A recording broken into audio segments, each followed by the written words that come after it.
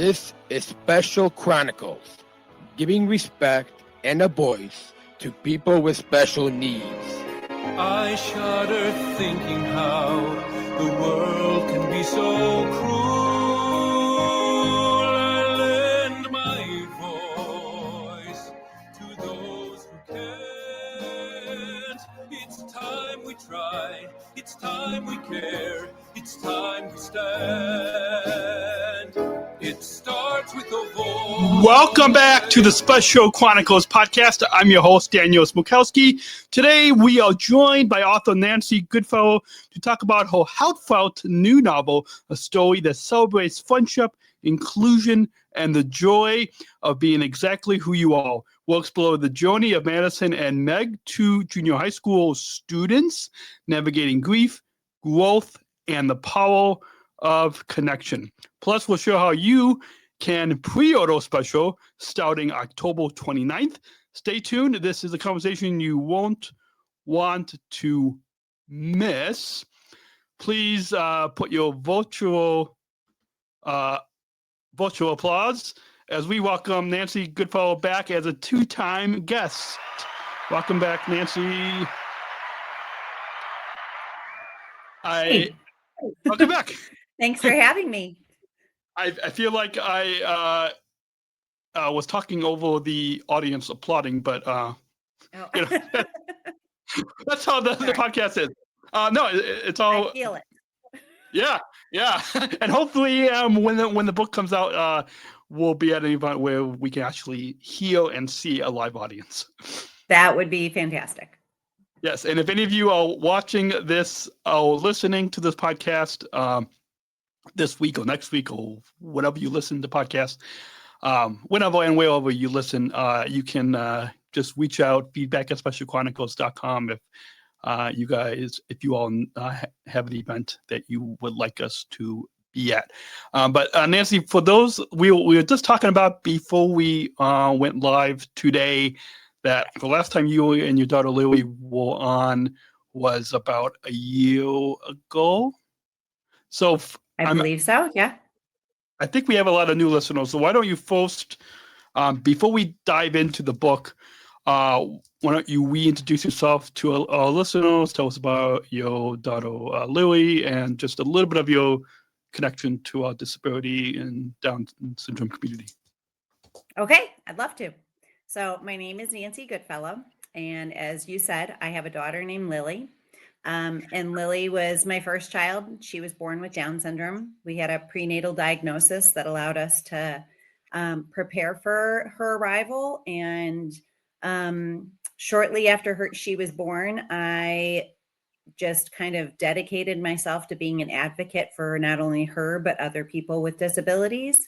So over the past 22 years, I've been very involved as far as being not only an advocate, for her and other parents, but also trying to educate both adults and children about all intellectual disabilities. So I give presentations to schools, teaching kids about intellectual disabilities and how truly understanding what makes someone different allows you to then accept them, see past those differences, and see them as potential friends. And I also then, Lily's got a YouTube channel. So I've somehow found myself also being a YouTube producer and cue card holder and script writer and camera woman. So, but all in all, I'm also an author. And so I've always wanted to be a writer. And when Lily came along, I finally found something that was important to write about. Awesome. Yeah. So we're going to dive into this new novel that for those of you listening, we'll let you know throughout and definitely at the end of how you all can pre-order this book that I, before going live today, I read the first 12 chapters. And so I'm going to try to finish it tonight and over the next couple of days. I don't always like to rush through novels. Right. And so, but I at least wanted to have somewhat of a it's always how to, like, when you have an author on a podcast, you don't want to rush through the prep, but also at least have somewhat of an idea, and which I Right. do, thanks to using some AI tools, able to get a good want to show together.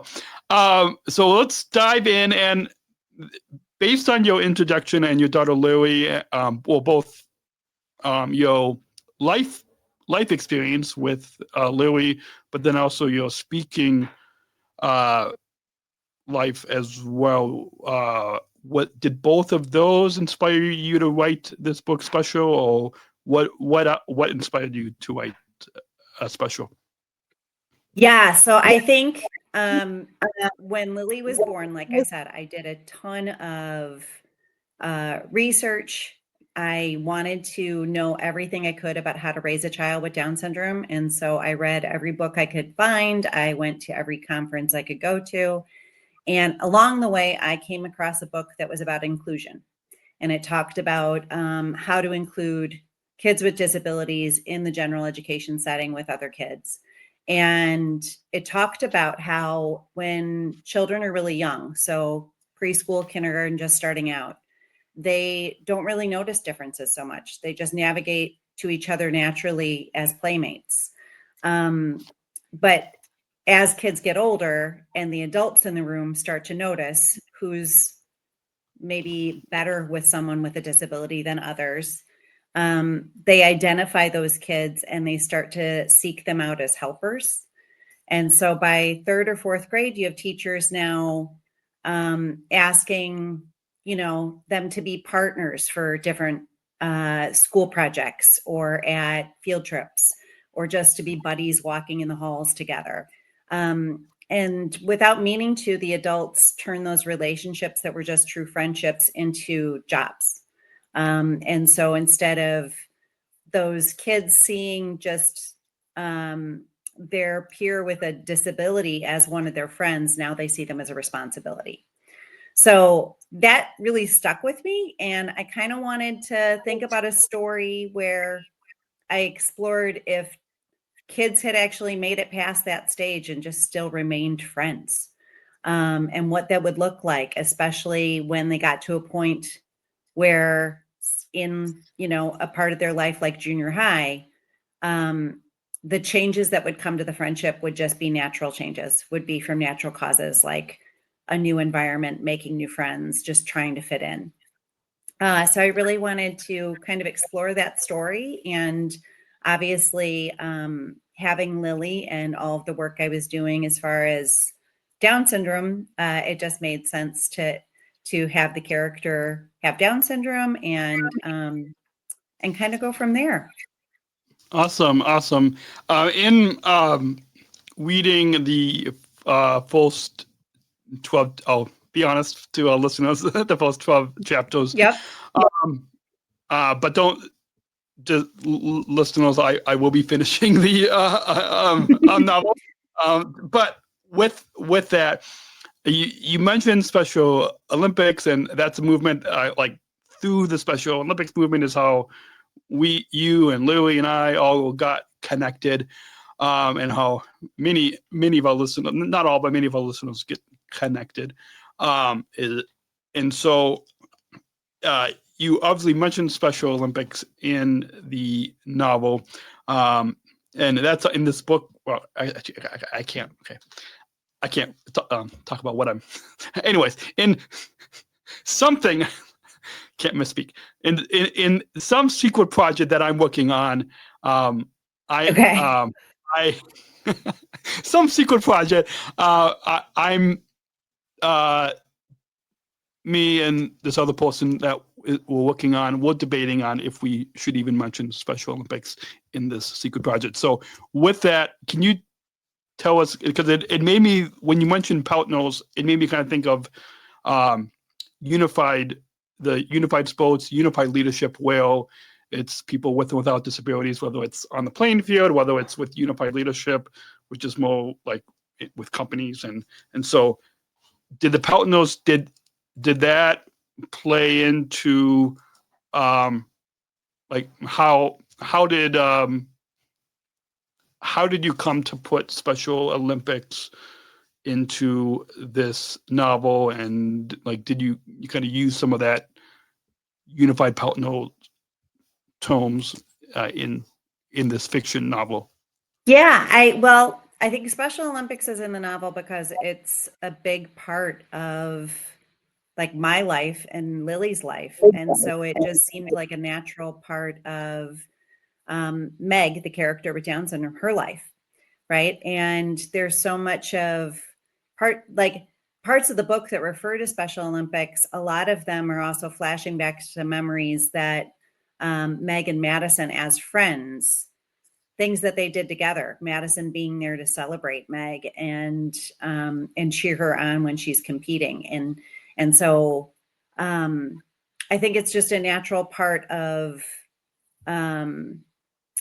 growing up and like including those programs that people with disabilities can utilize. And I wanted to highlight those so that also people who don't have disabilities and children who will hopefully someday be reading this novel will recognize that as another opportunity to engage with their peers with disabilities.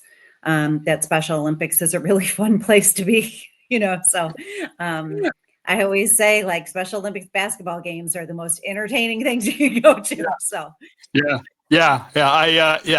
definitely. That's why I also play basketball too, and even like having everybody from Tim Shriver, chairman of Special Olympics International, and other people in the movement, all talk about how this movement is all about having fun.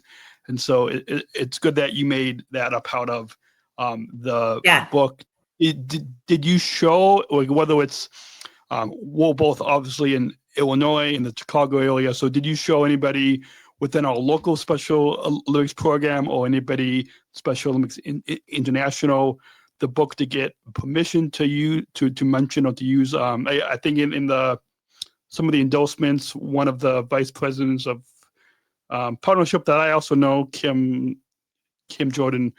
So whether it's Kim at SOI or at our local program, did anybody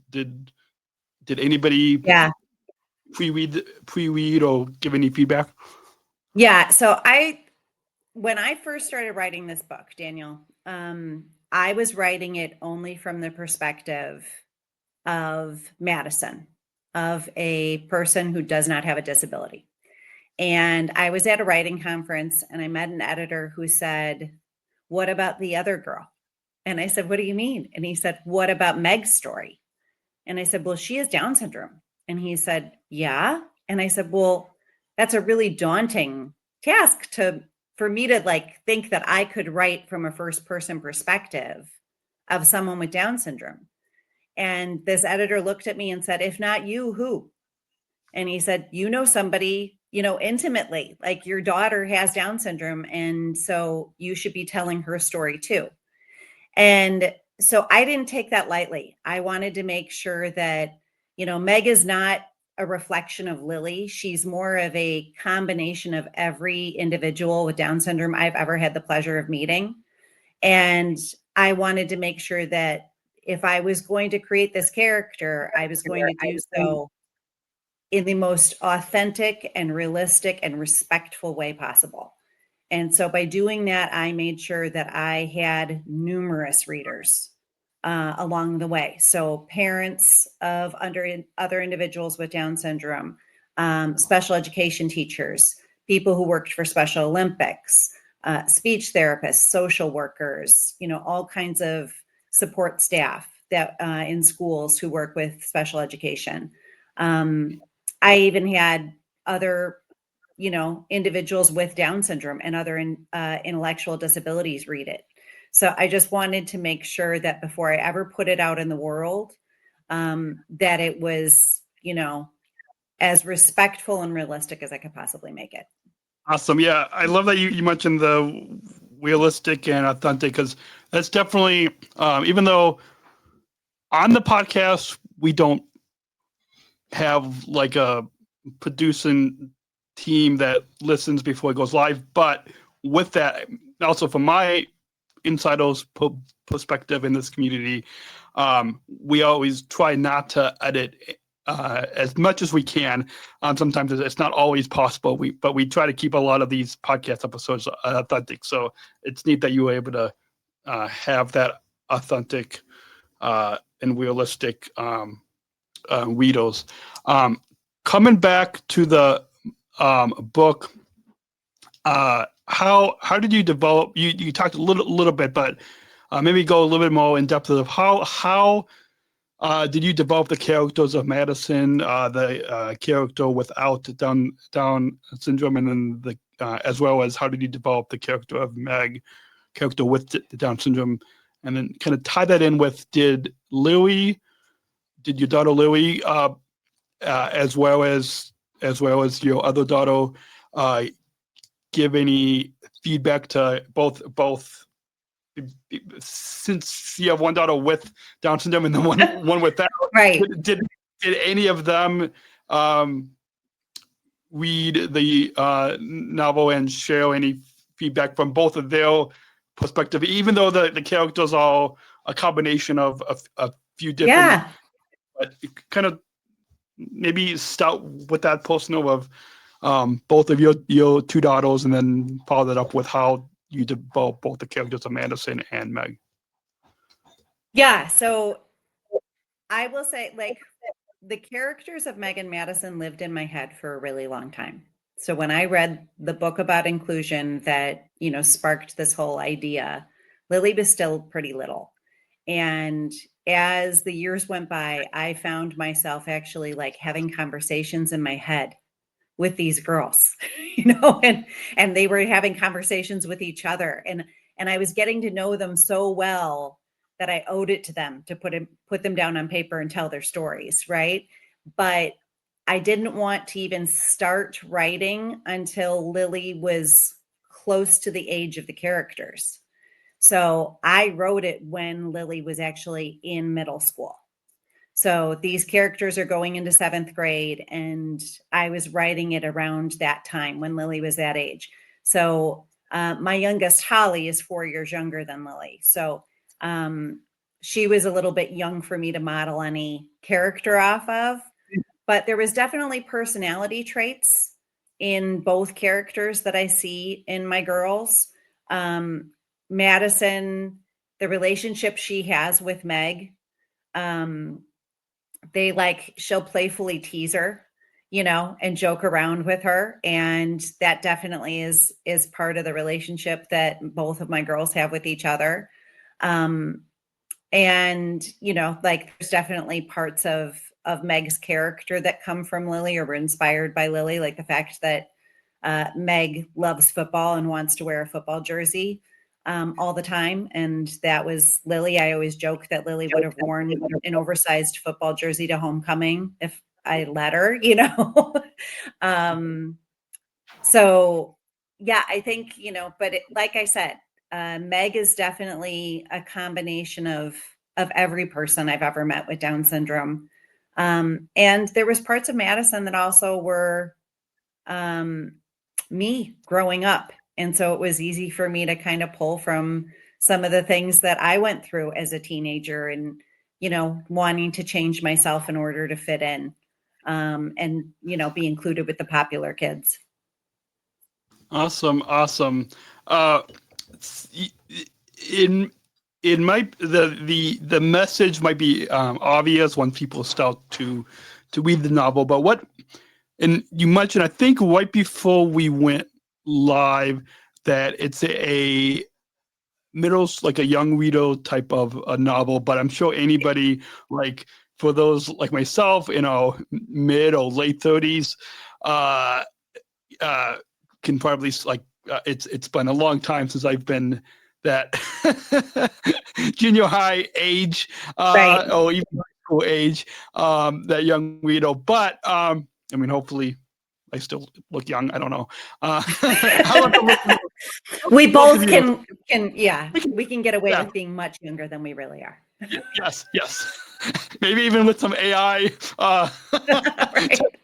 Um, and so, but with that, what message do you hope young readers will? Because I'm sure now, as you go out and speak, you use this novel as a tool in schools. Yeah. And so, what message do you hope?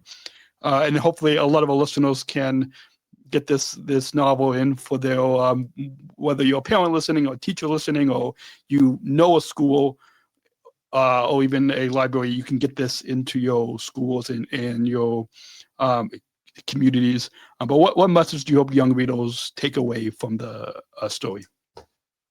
Well, I think first I'll say, like as far as my presentations, it's always the same message, right? I am going and I'm talking to kids because I want them to understand what makes people with disabilities different, why maybe a peer in their class behaves differently or learns differently. And I truly believe that if kids understand what makes those differences, what causes those differences, then they just see past them. Then it's like, oh, it's no big deal that, Johnny has to go leave the classroom for math because math's just harder for him, and so once they see past that, then they can just see those potential friendships. And so really, when I gave my presentations in the beginning, like I always wanted to draw from books and movies that the kids could relate to give those messages of acceptance and empathy. And when I looked, I couldn't find a middle grade novel so geared towards the ages of like 3rd to 8th grade, like those readers. And I couldn't find a novel that was about friendship that had a character with Down syndrome. And so I wanted to make sure I had that so that I could draw on it myself during presentations. So that was really why I wrote the book and had the kids, have it be the genre that it is as far as middle grade. And I personally love reading middle grade because I don't have time to invest in a really long book. So I love that I can pick up a middle grade novel and be thoroughly entertained and be done with it in a couple of days. So, so I think anybody would enjoy it. I think it's a great teaching tool. I'm hoping that it will be something that finds its way into classrooms and libraries and is used to help, teach kids empathy and acceptance and just bolster inclusion. I mean, I can tell you my mom's read it a couple of times and she just absolutely loves it. So an 87-year-old's interested too. Awesome. So yeah, and even like that, I'm excited after we finish this live this live podcast right now to finish reading the novel, because it's I hope many of you that are watching or listening this however you like to watch and listen podcasts, that you will follow the link or just go on to Nancy's website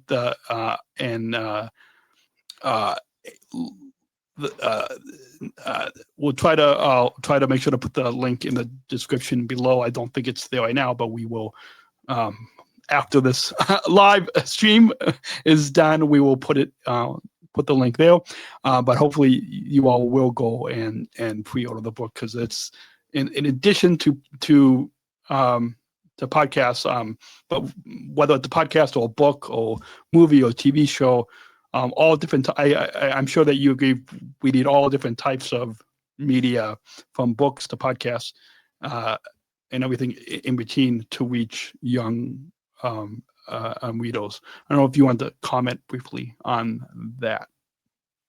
Yeah, I think that's, there's some really sad statistics that have been coming out lately about how few people read anymore. And I think back to when my kids were this age, and it was when the book Wonder by R.J. Palacio had come out, and that has since been made into a very popular movie. But Wonder inspired this whole movement of kids across not only grade school, but into junior high and high school, of choose kindness, right? And so I'm really hoping that Special encourages a choose special kind of movement, and ironically, I mean, you have to read the book, but special has more meaning than you think it has, and it's maybe not the obvious meaning.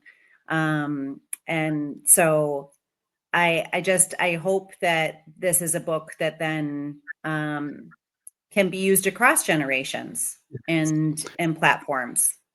Absolutely, yeah. Well, if there are any filmmakers that are listening to this podcast, or anybody that knows how to turn a novel into a book, Right. and a novel into a movement, hopefully, maybe this podcast episode will help to get your novel turned into, at least, if not a movie, at least into a choose special movement. Because just like you titled the novel Special Chronicles is also right.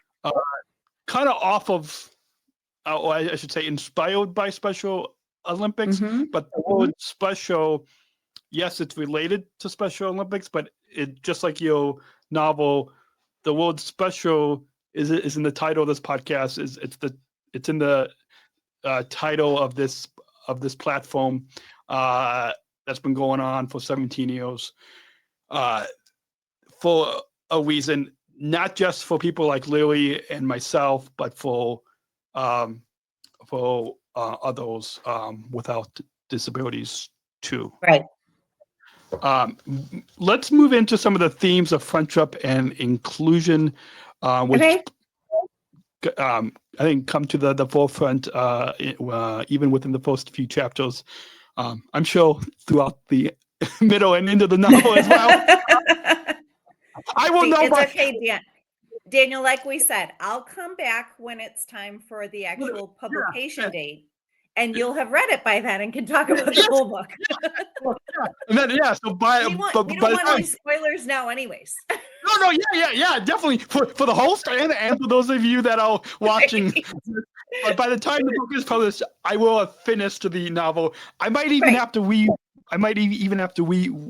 it to refresh my memory. So with that, how does Special portray?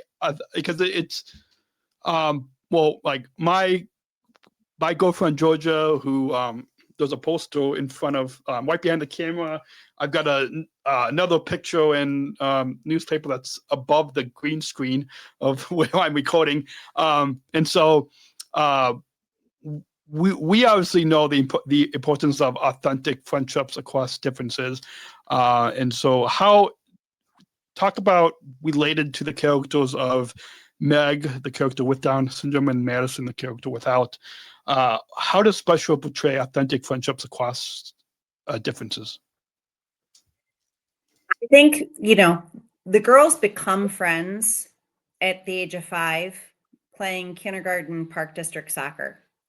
And I think authentic friendships are about that, are about having things in common, doing the same activities. And that's why inclusion is so important.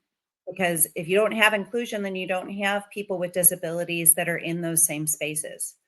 But they were able to just start playing together and find the different things that they had in common. So in the story, Meg not only plays, park district soccer, but she's included in the general education classroom. She swims for the neighborhood swim team. And these were all things that I experienced with Lily. So I could draw from Lily's own experiences in order to create this friendship. And I actually dedicate the book to 3 girls that were Lily's best friends and continue to be her best friends. Like, that all inspired this friendship because I could picture it and I could imagine it because of the friendship that they each had with Lily at different times throughout their, elementary and junior high and high school careers. So I think, authentic friendships are friendship. Like, you're not friends with people that you have everything in common with. Nobody's the same. The world would be a very boring place if we were all exactly the same.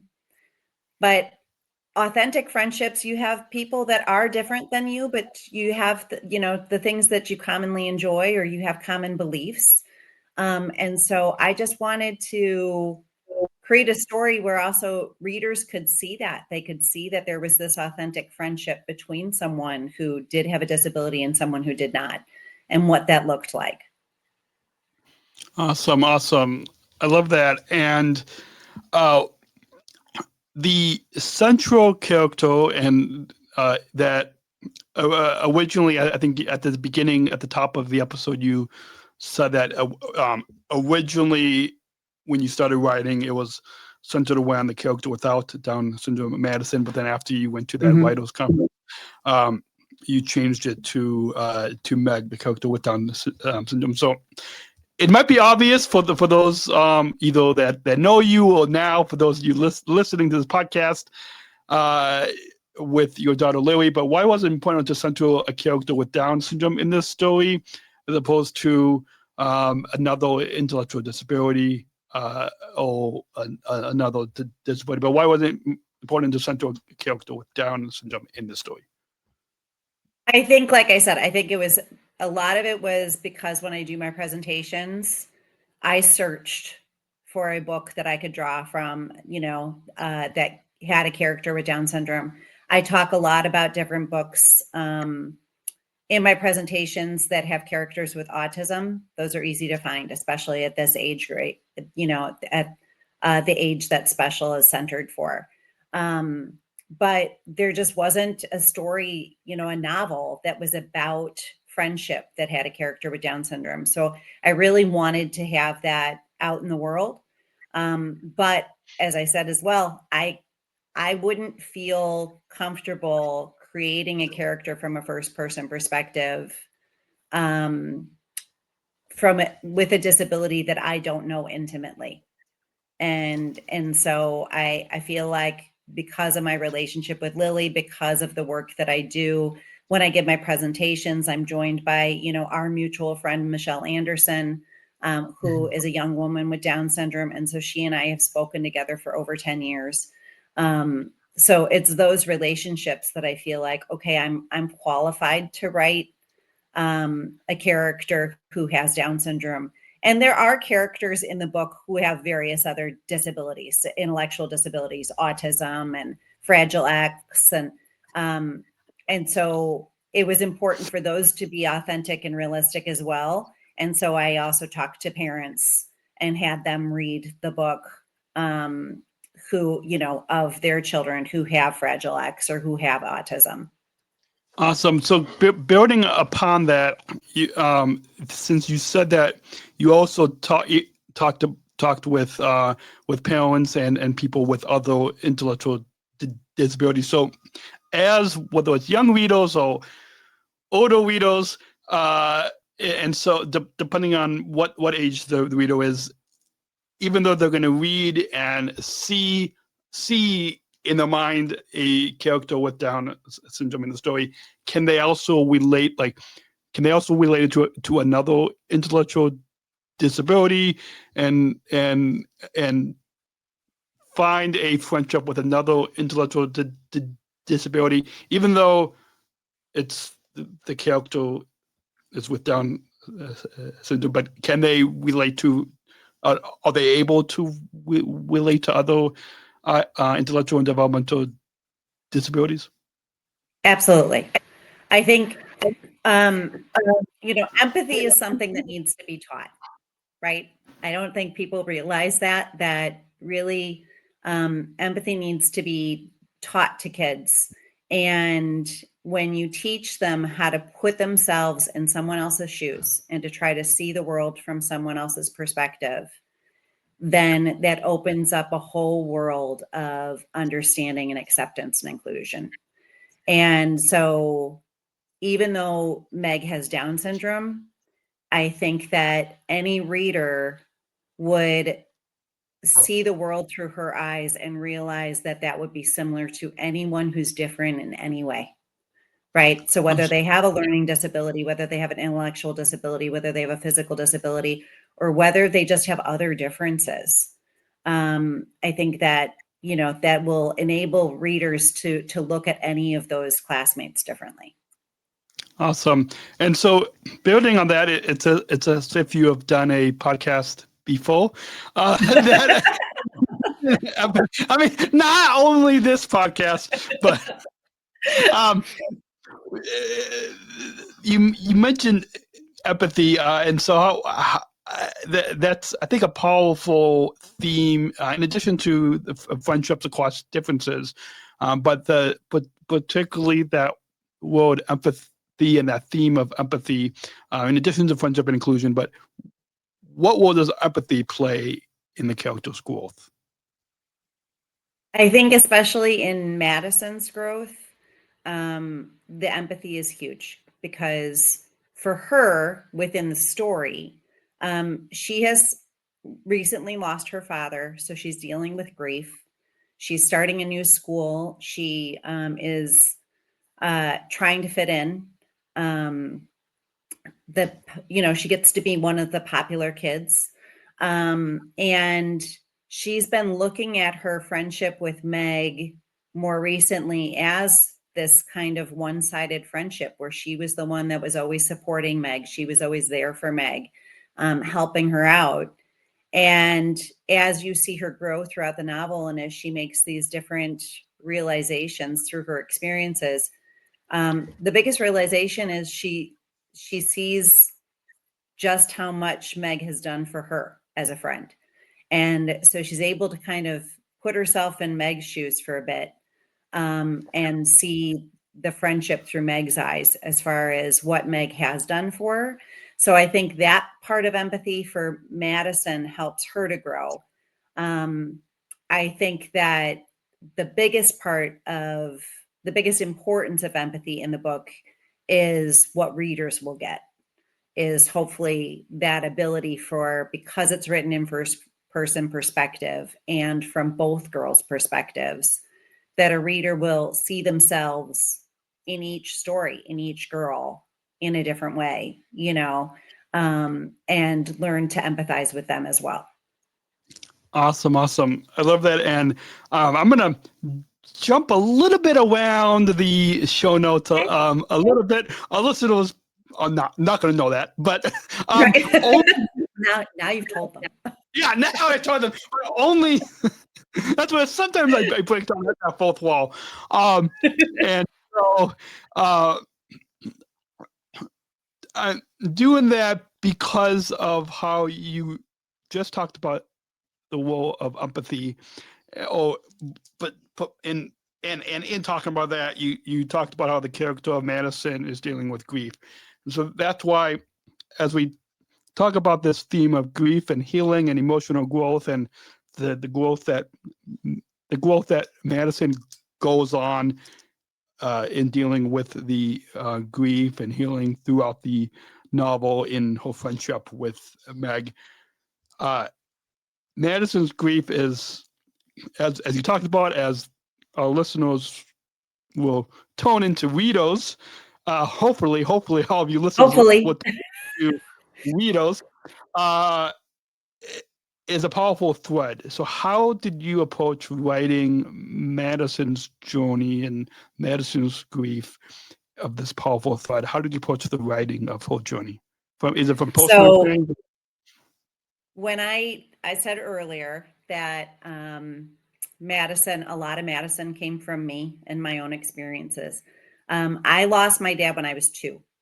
So I was too young to have any memory of him. And I think when I was really young, I didn't even know that I was missing out on anything. So it never really affected me. And when I reached this age that the girls are at, that the characters are at,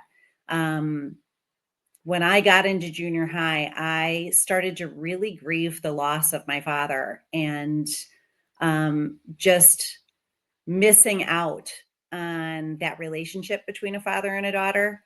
And I started to realize, what that meant and how that was going to affect my life. So I think writing Madison's grief over her own loss was actually kind of cathartic for me, years later to kind of write down the things that I was going through. So it was very easy for me to write Madison's grief and how she was feeling, and her, especially just, how much it would hit her when she'd see Meg interacting with her father. Because I remember that from when I was younger, as far as seeing friends and the relationship they had with their dads and realizing like that was pretty special and it wasn't something I had. So that was how I came to that, to be able to write that story. But I also felt like adults have a pretty important role when it comes to children with disabilities. I think you can, relate to that, Daniel, and know just how important your parents are and how important they've been as you've gotten older. And so I've always had a much more prominent role in Lily's life and in her friendships than I ever did with my other kids. And so I think that was something that I knew also needed to be part of the story, that the parents did have a prominent role in the relationship between Madison and Meg. But, Madison comes to understand in the story that what she believed was things she did because of her dad, she actually just did with her dad's support, but it was because of her own choices. Awesome. And building upon that and tying this healing in with the theme of friendship that we talked about at the top of the program today, how do friendships help Madison heal? Is there without spoiling any of the story to both, whether it's me, the host, who hasn't finished the novel yet, audience listening in, because we do want you all to pre-order, and so if you're watching this, we'll be putting the pre-order link in the description below, wherever you're watching or listening to this podcast. But with that, talk a little bit, whether it's a story from your personal life, whether it's a fictional story from Special, how do friendships help Madison heal? I think, friendships help everybody heal, right? So all of us have experienced loss, and the support of family and friends is necessary in order to heal. And so I think that in the case of Special, Madison feels like she's alone in her grief. And it's when she finally realizes that Meg has lost a very important person in her life as well. And that Madison's dad, he was a prominent figure in Meg's life too. And so they can actually share their grief. And so I think when she realizes she's not alone, I think that's when she heals. And I think that's true for all of us, right? It's when you realize you're not alone in your grief, even if you have friends who maybe didn't experience the same grief or they're not going through it, they can still walk alongside you and still provide that kind of support. Yeah, I love that. And those earlier this year, and I forgot exactly when it was, but there was a friend of my girlfriend, Georgia's, who I also know, and many within our Special Olympics community know this young man with Down syndrome, who I believe his name was Eddie, but and I don't know if he lived in, I think, Oak Park, and there was he had, and we were at this Opportunity Knocks, this other organization, their gala this past spring, and we both of us took pictures with them because we always see each other at this gala event and other events. But little did we know, this past summer when Georgia and I went on vacation, we got back and found out the news of him passing away. And so I don't know if you know him as well, but I just that just made me think of, even within our intellectual disability community, just like the character of Madison, but also you talked about the character of Meg also having a loss. So that this was a personal loss that I thought kind of that our listeners can kind of also know how to grieve as well. Yeah. And I didn't know Eddie. Yeah, I didn't know Eddie personally. I actually, years ago, I had mentioned earlier about how I kind of jumped into being an advocate and getting involved in the disability community when Lily was very young. And so for a number of years, I was on the board of directors of the National Association for Down Syndrome, and I worked as their editor, and I was a parent support volunteer, and I had a bunch of different roles before I was a public speaker. And so Eddie's mom was on the board with me. And so we knew each other then. And, we were both part of like the National Association for Down Syndrome fashion show every year and things like that. But I hadn't, seen them in, over 15 years or something like that. But so the name though, as soon as I heard it, I remembered, and it's devastating. It's hard to, as a parent of a child with a disability, to just even try to understand that the emotion that comes with that kind of loss. Yeah. I think what's worth mentioning, Daniel, is how people with intellectual disabilities process things differently and can process those emotions differently, right? And so even though someone might not appear like they're grieving on the outside in a typical manner, they are still grieving on the inside and still trying to figure out what all of that means and how it affects them personally. And, there's fear involved as far as, well, if it could happen to him, then couldn't it happen to me? And, just, I think there's a lot to be learned from that experience, but also from the book and the way Meg processes her grief, and just that those things can look different as well. Awesome. Yeah. So I'm glad, and I'm sure our listeners will read throughout this novel and learn not just how somebody without Down syndrome, like the character Madison, but also readers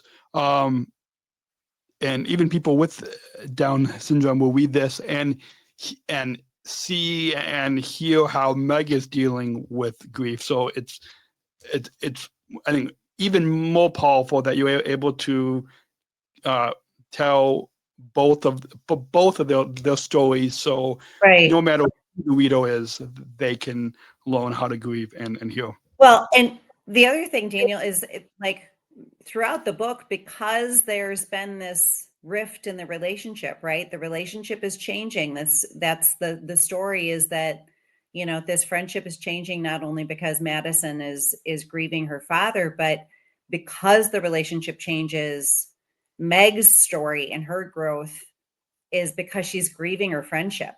She's grieving the loss of this friendship with Madison. And so the way she processes that grief and figures it out and tries to, learn how to get past it. But like those are all very, very real things to see as far as how she is dealing with that loss. Awesome. I love that. Moving on, because I think we're about 49 minutes into the episode today. And so moving on, another topic, another theme is the school life and learning. And even though this is focused on characters and readers in junior high, but I'm sure whether it's like my 4-year-old niece and nephew and 2-year nephew who are in daycare and preschool, but also elementary school and high school and college.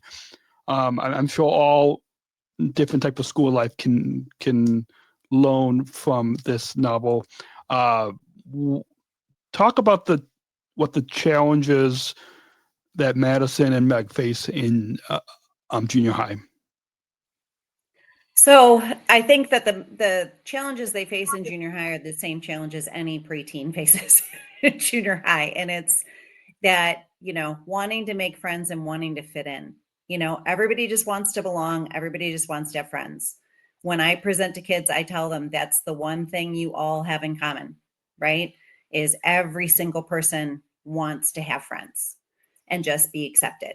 And so they're facing those kind of pressures in junior high at a time when you're trying to figure out who you are at the same time. So you're pretty self-absorbed, for lack of a better way of saying it, but that's okay. Cause it's like, that's just the age that they're at. And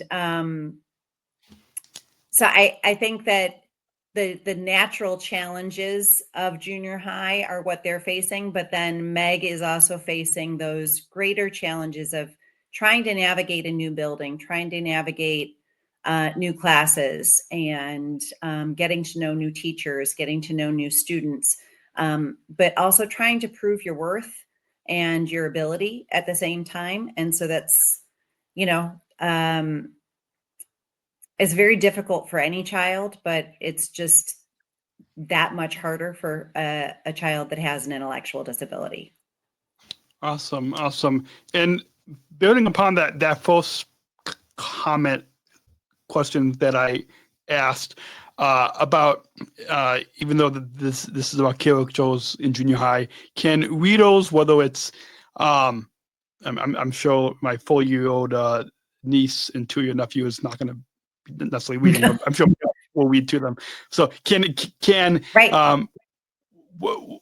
Whether it's people in, or whether it's children in daycare or elementary school or high school or college, can you comment on those other types of school years? Can they still learn and apply what's happening to Madison and Meg in those school years? Absolutely. So I think, like I said, the target age would be, students between like 3rd grade and 8th grade, as far as the target age of the readers.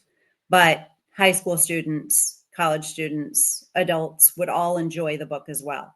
And when you're speaking to like your niece and nephew, that would be it'd be a great book for the parents to read, so that as they get older, they can use the examples that there are provided from these girls' experiences and what they've learned from the parents' roles in this book, and then apply it to their own kids, right? And so it's, kids,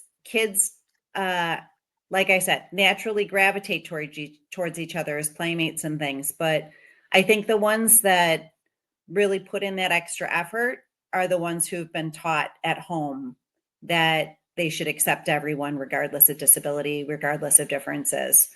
And so it starts in the home. And so, yeah, so I hope that, not only would children read the book, but that parents would read it as well as an aid to inclusion.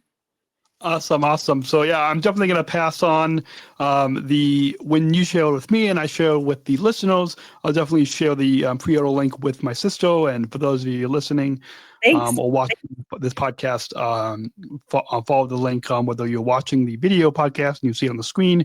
If you're watching the video podcast, you can also, at the top above where Nancy is, you see a QR code. If you scan that, it will go to the podcast page for this program. And you can find this episode. You can scan the QR code and find this episode to find the show notes for this episode, if that makes sense. Always trying to kind of, if TV is putting QR codes up, why don't we do that as well? If you're watching on your phone, then you might just want to watch this on your computer or TV, and then you can scan that QR code. But moving on, as you mentioned a little bit about real life, and even throughout our time together today, and building upon both your speaking career and also in this novel, how do classroom interactions reflect real life inclusion? I I can guarantee you that the story reflects real life because a lot of the experiences were based on real life experiences. So maybe not necessarily Lily's, but definitely experiences that I heard about as a parent support volunteer and talking to other parents. But some were based on Lily as well. And so I think what you see through the classroom interactions is that some kids are better at inclusion than others, right? And so some kids understand why there are individuals with disabilities in their classes, and maybe some don't. And those are the kids that just haven't learned empathy yet and haven't learned to understand those differences in order to see past them. And so there's different, I include scenes where Meg is included in the general education classroom. I include scenes where Meg is in a special education classroom, with fewer students and a special education teacher. And so I think that it provides a good example of maybe what those classrooms look like. You kind of get a glimpse behind the curtain of not only what some of the social interactions are between the kids, but also the interactions that happen between the teachers and the students. Awesome. Building upon that real life inclusion that you talked about, and without spoiling too much for our listeners, without spoiling too much for the host who hasn't finished, but will by hopefully the time you guys all, by the time the book comes out. And can you share a favorite scene that shows peer support or teacher encouragement? It might be hard without spoiling, but maybe you can share a favorite scene that shows peer support or teacher encouragement in the novel Special. I think one of the most important scenes in regards to the school support in the school setting is when on the first day of school, Meg is trying to get back to her locker and get to class, and an older student stops her. And just because she has a disability, just because she has Down syndrome, he escorts her to the multi-needs or structured learning classroom, assuming that that's where she belongs. And he's not trying to hurt her feelings. He's not trying to be mean in any way. He's, honestly thinking that he's doing something right and that he's helping her, but he's making a mistake based on an assumption. And so I think that's a really powerful example of how you need to ask questions. And had he just said, "Where are you headed? Can I help you?" And she could have replied, "I'm headed to my locker. I know where I'm going." Instead of making the assumption that she belonged in a certain classroom in a certain part of the building. And so I think it highlights a really important lesson to be learned.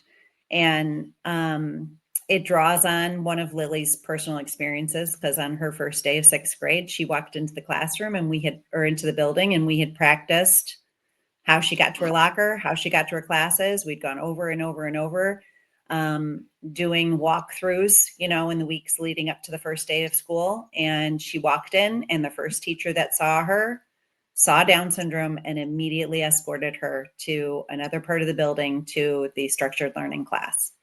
And Lily didn't know where she was and how to get back to her locker from there. So it was based on somebody who had good intentions, but really just needed to stop and ask questions first. Awesome. Yeah, I love that walkthrough that you said, because even now, being in my late 30s, been many years since I've been Lily's age and the ages of Madison and Meg in school.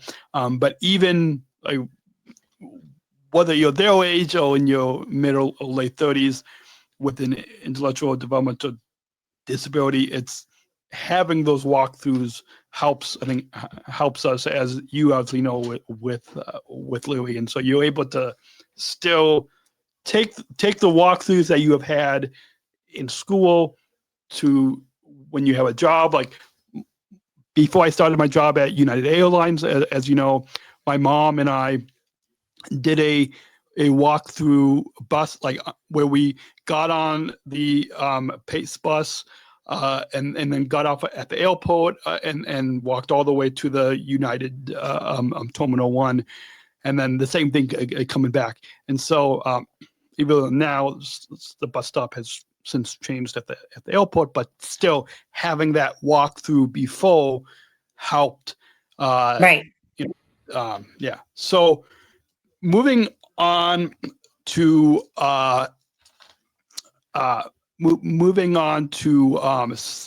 social issues and advocacy. Before we get into the last part of promoting how our listeners can pre-order the book, but one last topic that it follows up your speaking career, but I think this novel also highlights a lot of social issues and advocacy that hopefully the readers will learn from the characters and then apply a lot of the social issues and the advocacy into their real life schools and even communities. And I'm sure even in families and in workplaces, hopefully they can still apply the same type of social issues and advocacy that when I was in school which was a couple decades ago, but a couple years ago. A couple years ago. Let's say that. A couple years ago. If you just listen to the audio podcast, you don't have to know how old I am. Right. Anyway, with that, in the workplace, there's still a lot of these social issues still relate, and still, like, even I had, without getting into details, in a workplace a few months ago, had a coworker who, as you know, those of us with intellectual disabilities are still a valuable part of the team. But there was a coworker who told me to basically at the airport, you know how when you board a flight, to stand where the passengers stand. So stand not as if you are part of the team. And so I'm not going to get into a lot of the details because it doesn't this conversation, but that's an example that really shouldn't happen. And so by advocating to my manager and supervisors, who I hope have done something, and there was another coworker that was even upset that it even happened, that this other guy had done it. So so that the advocacy is an important part of this novel. Special. How does Special address bullying and acceptance? It might be obvious when our listeners read and hear about Madison and Meg, but how does Special address bullying and acceptance? That's really, even without getting too political, because we don't really get that on the program, but we don't want to open that can of worms. Our listeners can probably imagine themselves, no matter what side you're on, can probably know what we're talking about. But how does Special address bullying and acceptance? Well, so one way is that through a social group in the school with a social worker, Meg and her classmates, a couple of the other girls with disabilities, they learn to advocate for themselves. And the social worker actually uses the movie High School Musical to go through scenes and teach them different emotions, different face expressions, different intentions, and then different ways of advocating for themselves and sticking up for themselves. And so that is part of Meg's growth, is that by the end of the book, she has learned how to do that for herself. Whereas prior to that, she probably relied on Madison to do it for her. But the other part of bullying and things that I really wanted to kind of explore was the idea of typically developing peers, classmates who don't have disabilities, actually feeling jealousy for classmates who do. And it's something, that I see also in sibling relationships too, right? Someone with a disability may get a lot of attention. Mhm. And so whether it's a sibling who is jealous of the attention that they're not getting from their parents, or whether it's a, 7th grade girl who's jealous that, the person with Down syndrome is getting more attention from, the football players or other people in school than she's getting. So you have to read it to find out exactly who that is. But so I explore those things. I explore not only what some of the bullying might look like, but the reasons for why somebody might be doing that, and how they need to learn more about empathy and more about inclusion in order to avoid those things. But one of the things that, I really concentrate on in my presentations is also just the importance of not using hurtful words. And so that's something that's touched on in the book as well, is, just being very careful with the words that we use when we're referring to anyone with an intellectual disability, or when we're just using those words, sarcastically, even about ourselves. That it doesn't matter if someone's around to hear you or not. You just should never have that word in your vocabulary. So, I think that I address all of those things in the book, and hopefully then it'll just be a tool I can use in the presentations to really emphasize those points more. Awesome. You mentioned not using hurtful language, and that made me think of, I know if anybody is familiar with Special Olympics movement or any other advocacy, you all probably know about the Spread the Word campaign. We've had on this program the two co-founders, Tim Shriver Jr. as well as Soren Palumbo, have both been on this program a few times. And so if you're listening, if you're watching the video podcast, you'll see it. I'll try to put a link in the description. But if you go to spreadtheword.global or follow at Pledge to Include on socials, you can learn more. But did you obviously know, I'm sure Louis' school has done Spread the Word campaign and activations. Can you comment on if the Spread the Word campaign plays a role in the story for Madison and Meg, or just whether you physically and visually wrote and mentioned the Spread the Word campaign, or if it was more of a knowing about it and then just kind of writing about it without saying it? Did any of the Spread the Word campaign play into the book special? Because I think it like that was the first thing that came to my mind when we talk about acceptance and addressing bullying and social issues and advocacy. I wish we had that and Unified Champion schools when I was in school, but we didn't have it when I was growing up in school. But did this Spread the Word campaign play? The Spread the Word campaign came in the sense that I've always been aware of it, and so like you mentioned Soren and his speech, right? Mm-hmm. And so that was something that I was introduced to just throughout my advocacy work. And so I remember reading his speech and being so moved by it. And so it definitely played into the role that hurtful words have in my presentations. and why focus such a large part of it on that. Explaining to kids, like the true definition of the R word, how it originated as a medical term, and then became derogatory, and then has been replaced by other terms that, if things are said in the right tone, most things can be derogatory, right? And so whether they're meant to be or not.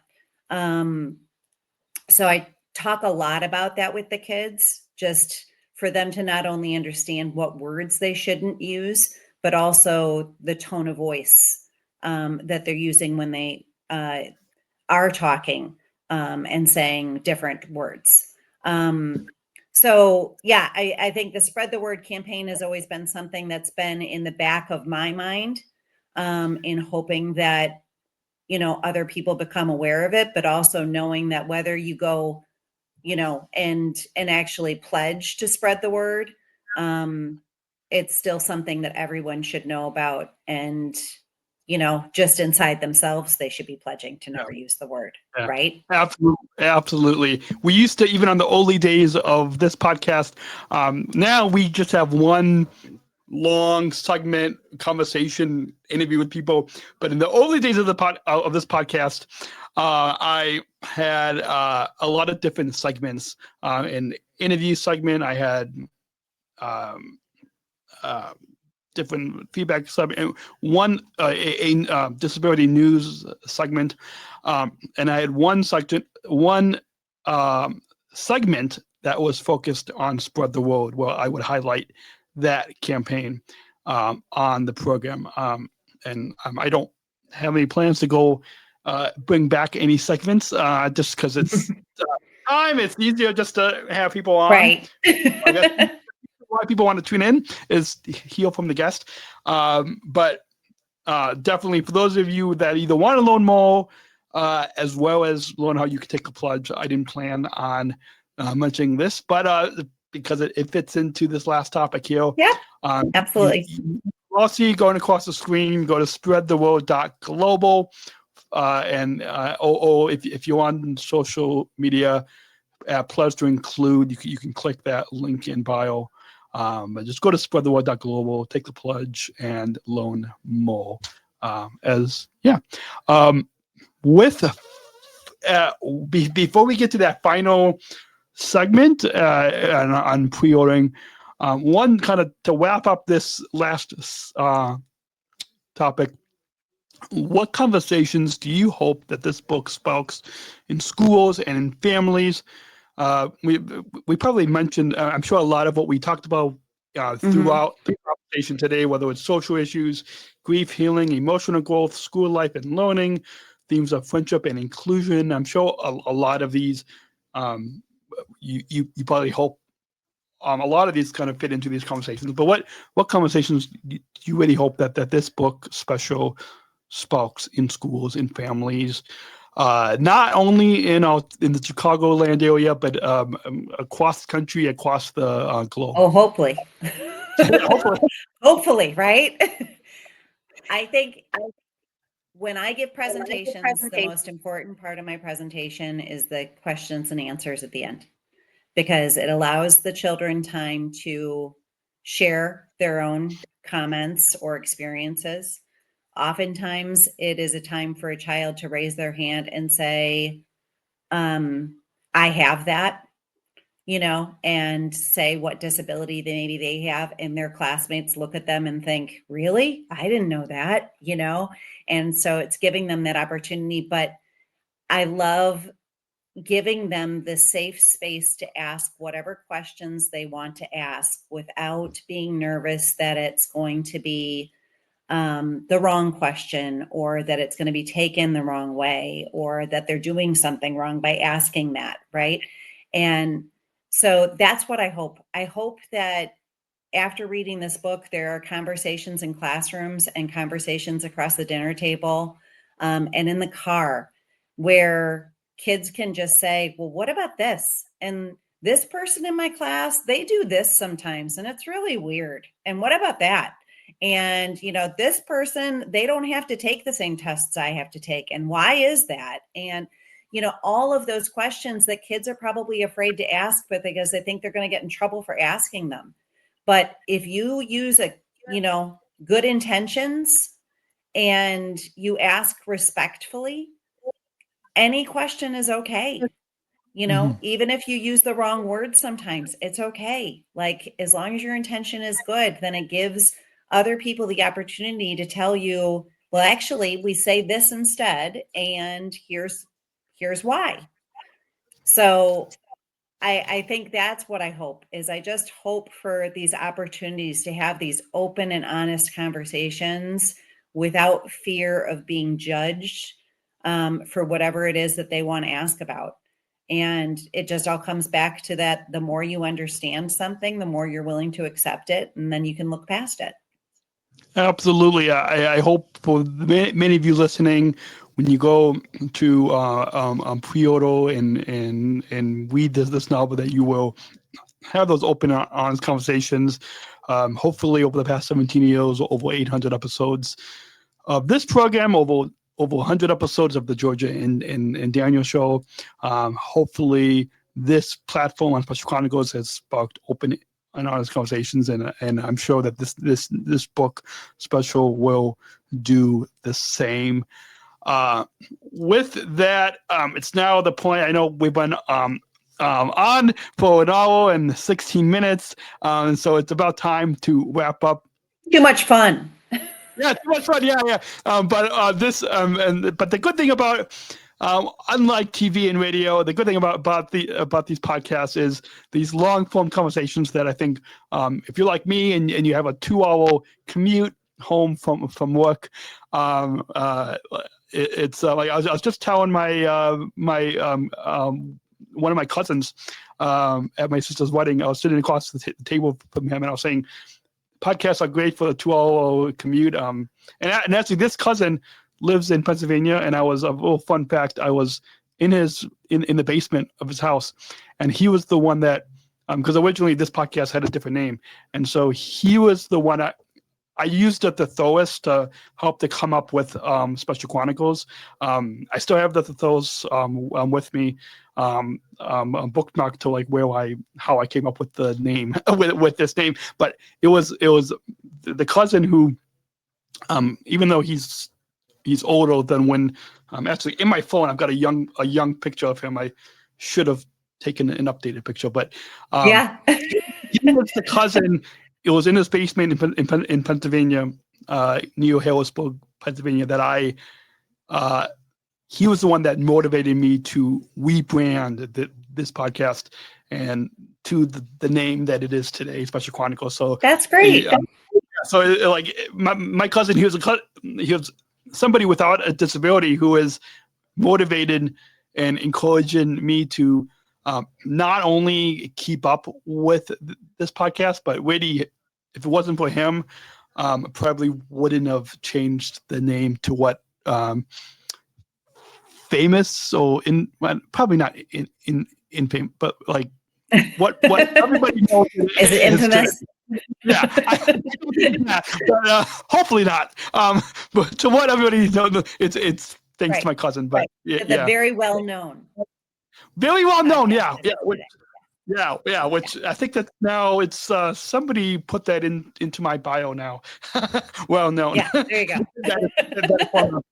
But bringing it back to Special, we're going to put it up on the screen. But where and when because we're pre-recording this at the beginning of the week, and so if you are watching this October 27th, Monday, Tuesday the 28th, you might not be able to pre-order it just yet, but where listeners pre-order, and then followed up with, are there any bonuses or events tied to the October 29th pre-order launch, as well as the March 21st World Down Syndrome publication?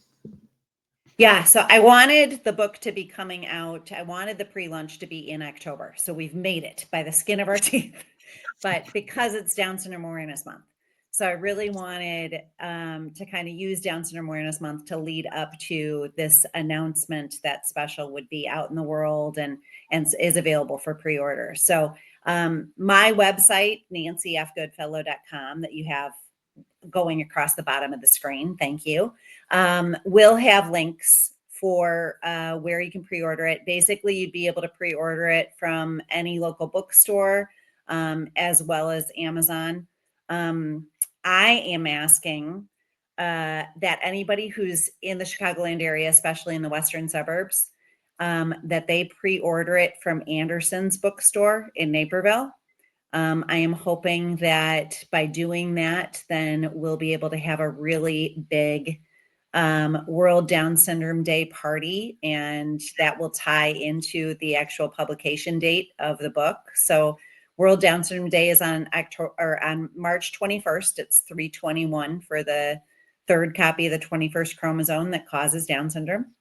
And so it's on a Saturday this year. So my actual publication date couldn't be on a Saturday. So it's actually on March 19th. But it means that everybody who pre-orders a copy will get their book on March 19th, and they'll have it in time for World Down Syndrome Day.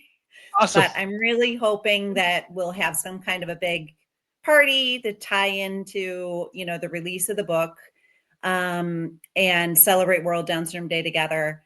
And then my dream is that I can go across the country and give presentations and do author events to highlight Special.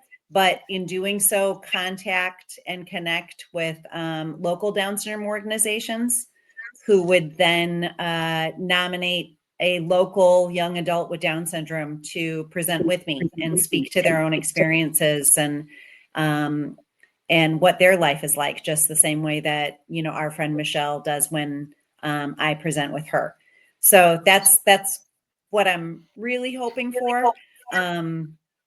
And yeah, so I can show you, this is the book. So this is my proof copy. It's got this band across the middle that the Special will be available for pre-order starting Wednesday and October 29th. And then it will be officially out in the world and on bookstore shelves March 19th of 2026. Awesome.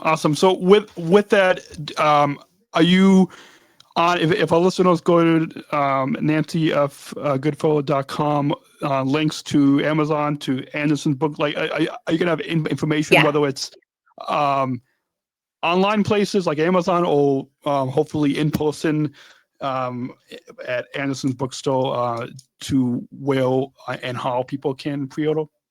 Yeah, I'll have all the links to all the different stores to, support, especially independent bookstores. It's so important to support them, especially now. So as much as I wouldn't be upset with having high rankings on Amazon, from a bunch of pre-orders, I still, hope people will also support their local bookstores. So that's why Anderson's is my local bookstore in Naperville. So I would love to support them as much as possible.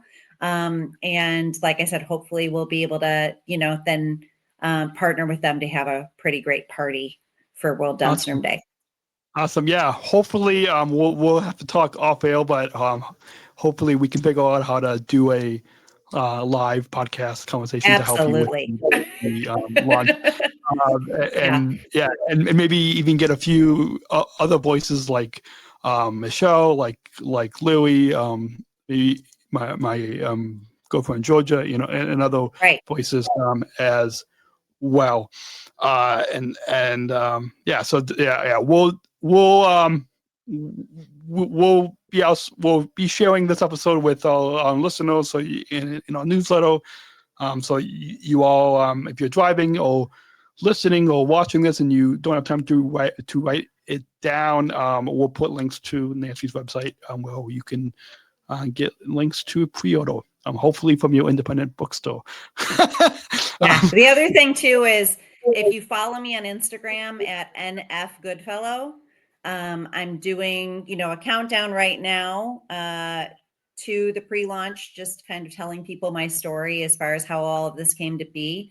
But also I will sponsor giveaways over the next few months in advance of the release date and have some other fun announcements. So so all of that will be available through there. Awesome. And your social media links are on your website as well. So for those of you listening, go follow and find out how you can get some bonuses and other gifts from pre-ordering. How can a fan support your work beyond the book? You mentioned hopefully wanting to go across the country and maybe even we've got listeners in England and in New Zealand and Australia. And in other countries as well. So maybe even everywhere. Have a book, we'll travel. Yeah. So if there's a listener not only across the country but across the globe that's listening to the program that wants to have you come out and speak, how can those listeners support your work beyond buying the book? Yeah, I think that the biggest thing is like if you're a teacher or a paraprofessional or an administrator or a librarian, anybody who works with anybody in schools, or your parent, and you think that like my presentation would be valuable and helpful to have at your school, then please reach out and contact me. And I think that the more presentations I can do, the more I can get my book out there as well. And hopefully the more friendships I can encourage and inspire between kids, who don't have disabilities and kids who do.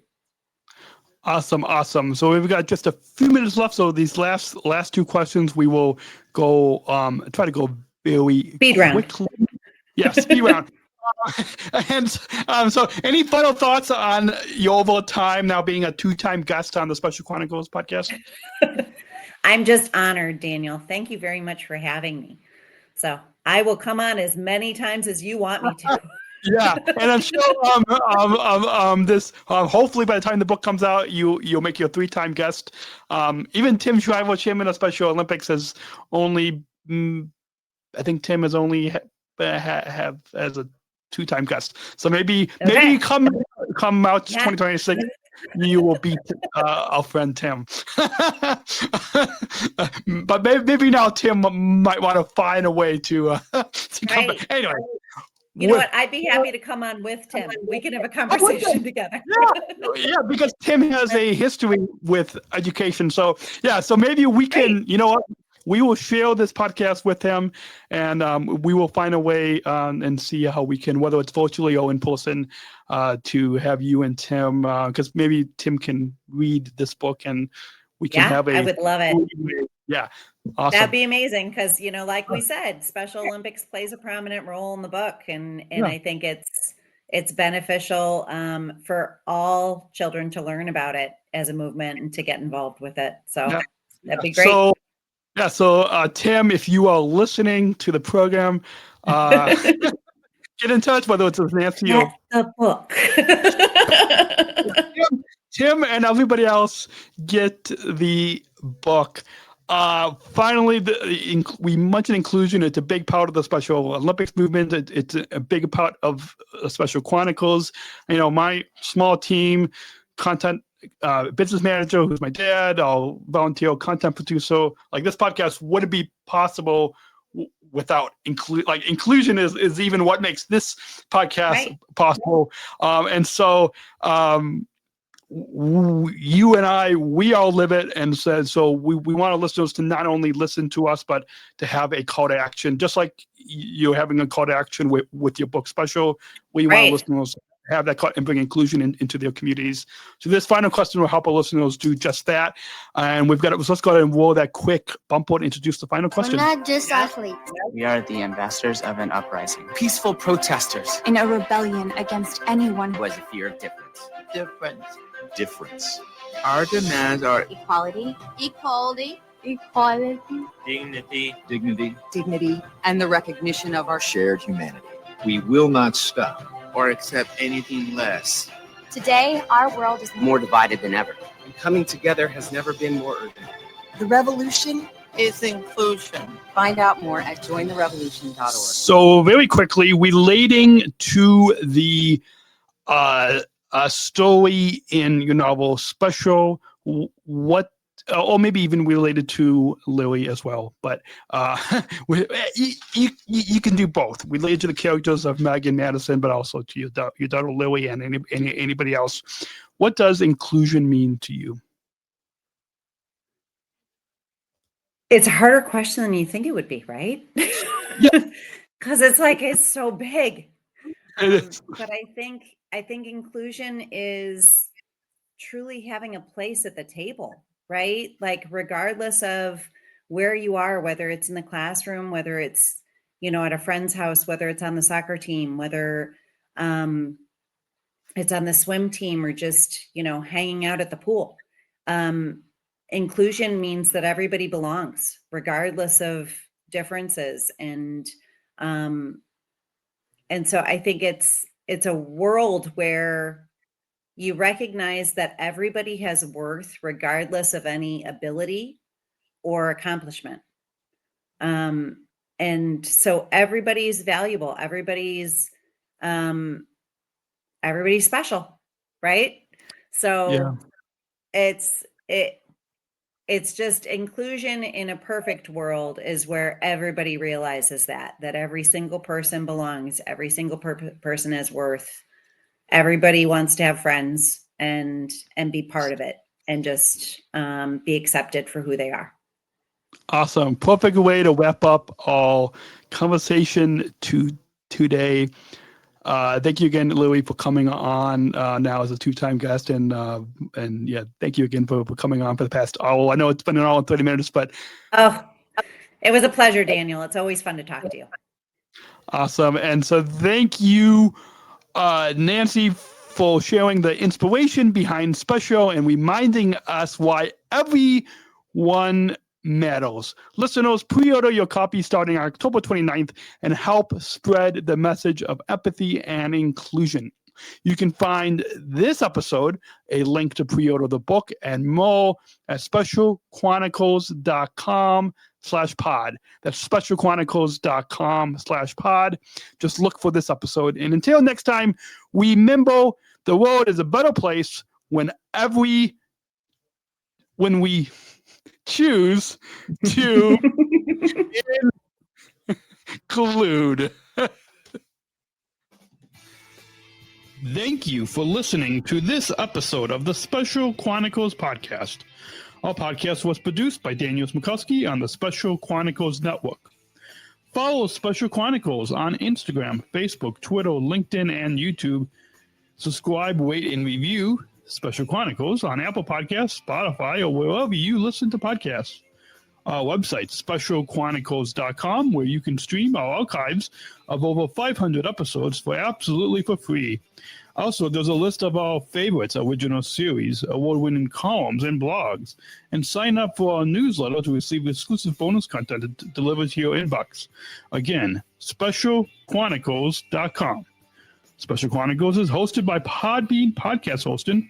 Our live streams are powered by StreamYard. Thanks as always to our business manager, Adam Smrokowski, who always encourages us to never give up. I'm Daniel Smrokowski, back next week with more stories.